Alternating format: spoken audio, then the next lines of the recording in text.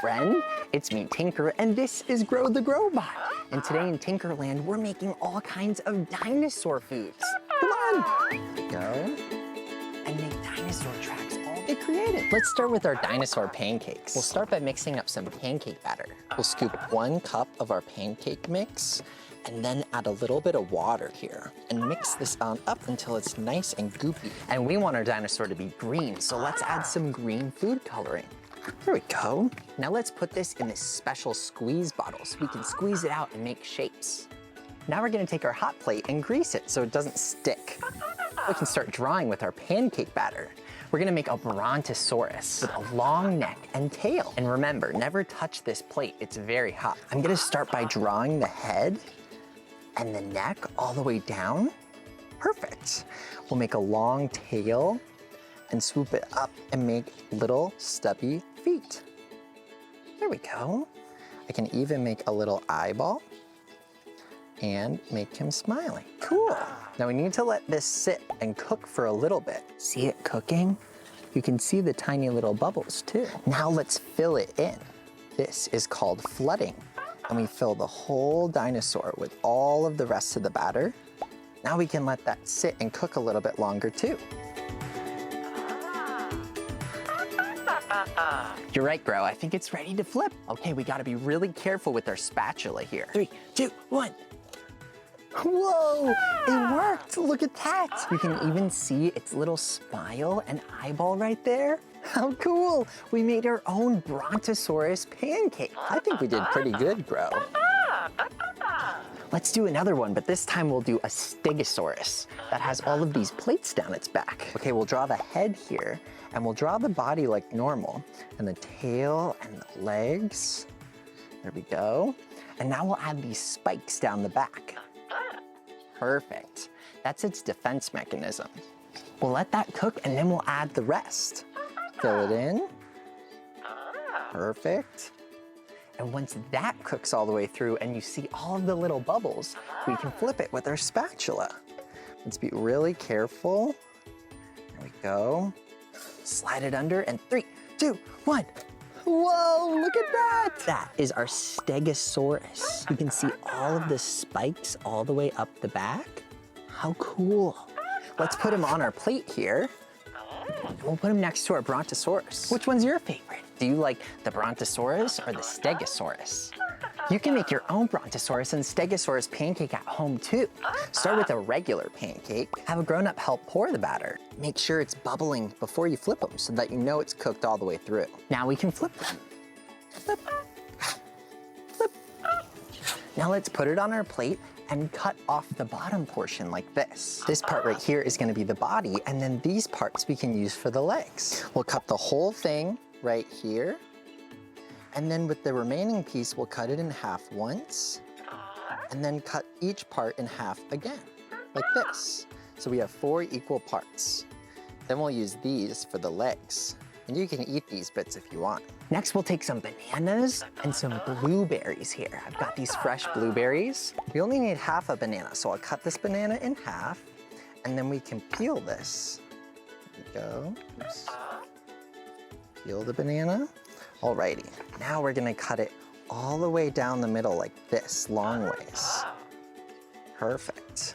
Next, grab 1 blueberry. That's all we need. And we'll cut it in half. Like this. Perfect. Next, take our banana pieces and we'll put 1 right here for the long neck of the brontosaurus and 1 back here for the long tail. And then we can take our blueberry and add our little eyeball. Cool. Now you've got your very own brontosaurus. And you can add even more berries if you want. Sometimes I like to add more so that it looks like there's spots all over his body, or you can add a lot down by his feet instead. And it can make him look like he's walking along something cool. Now for our stegosaurus, we're gonna do the same thing. We'll take our second pancake and put it on our plate over here, and then we'll cut it just like this. And we're gonna use this for the tail, just like our brontosaurus. But remember, a brontosaurus has a long neck, but a stegosaurus has a short neck. So I'm gonna cut this a little bit and put that right here. And we need all of the spikes up and down, just like this little guy. So we're gonna use these strawberries for the spikes.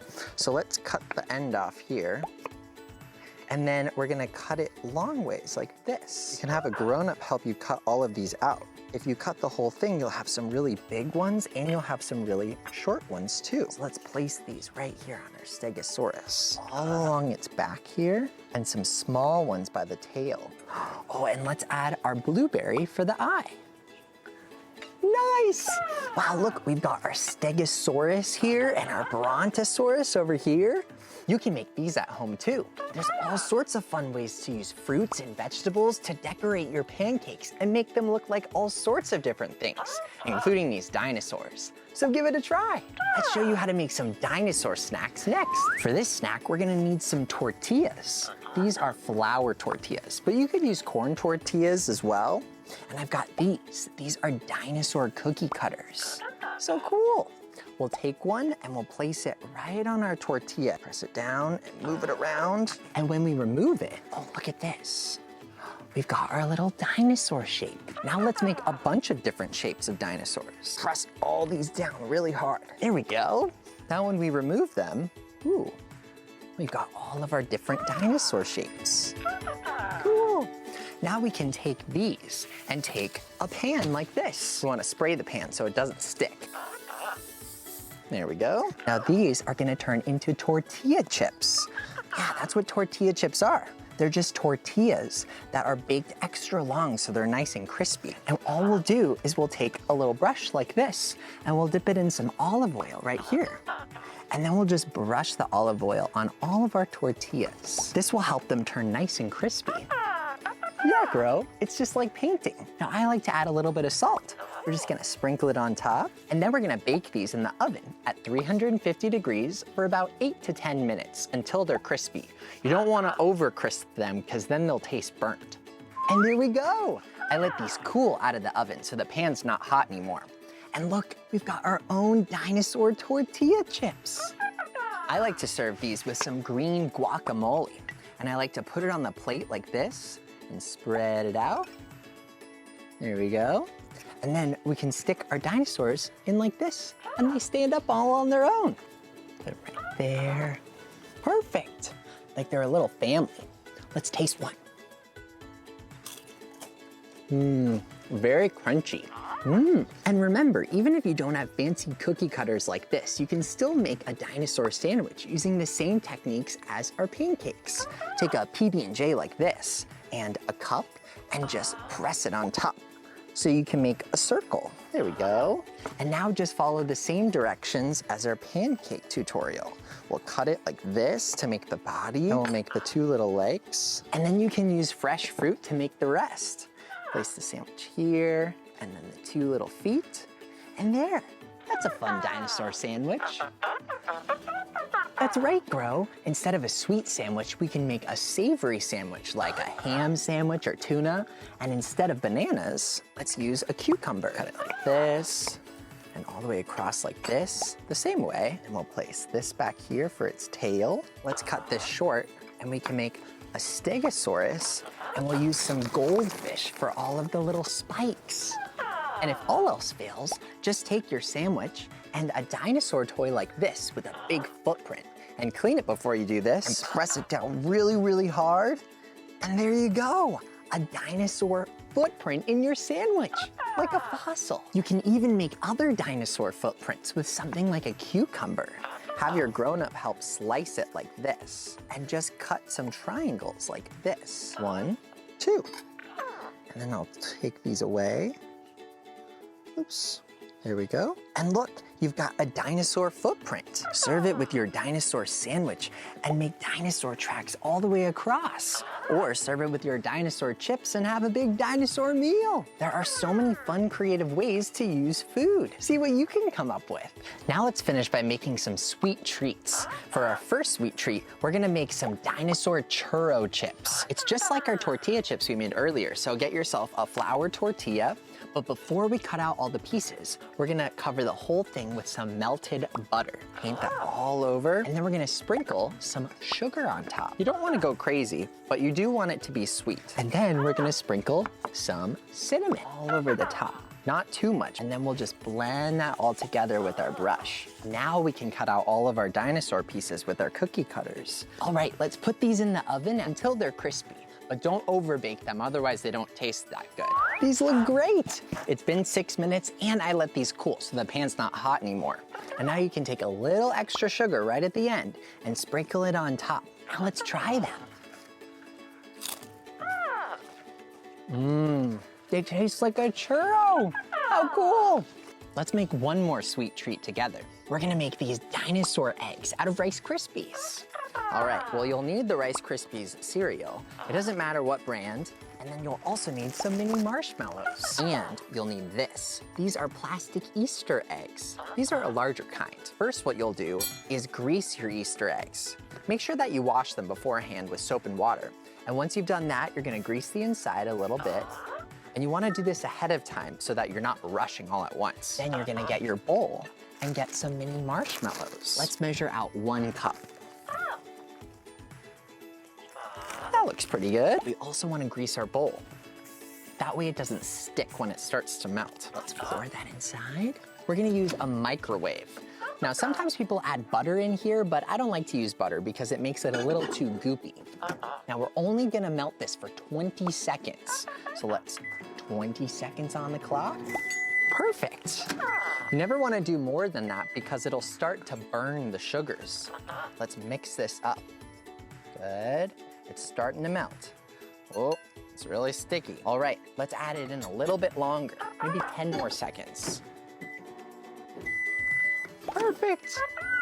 All right, let's see if that's good enough. Mix this up.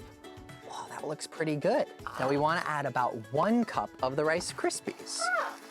1 cup of the marshmallows and 1 cup of the Rice Krispies. Pour this on in.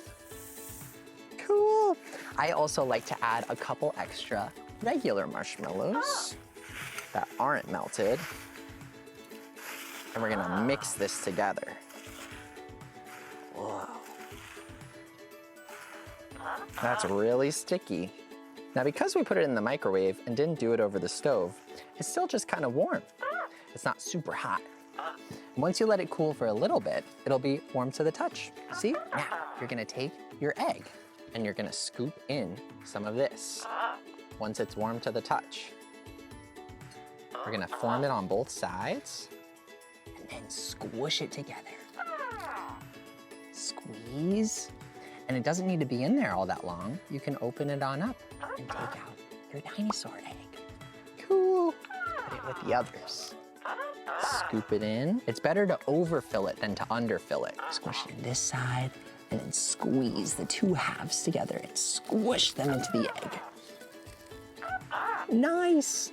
All right, let's open it up.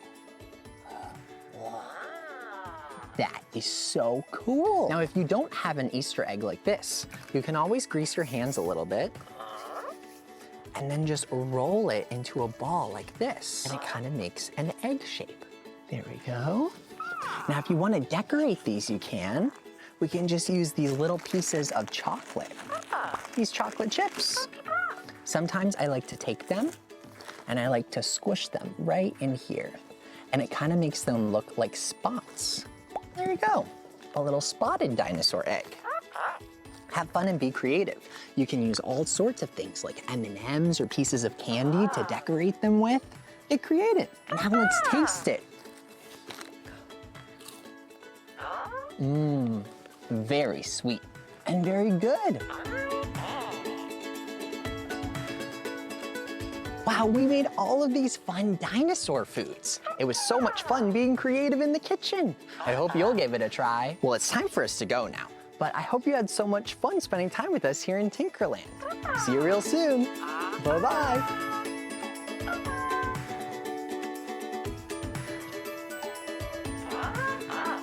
There's lots more fun dinosaur stuff over on the Tinker and Friends YouTube channel. We're constructing big projects and making all sorts of crafts that you can try at home. Join us as we celebrate all things dinosaur for our dinosaur celebration here on Tinker and Friends.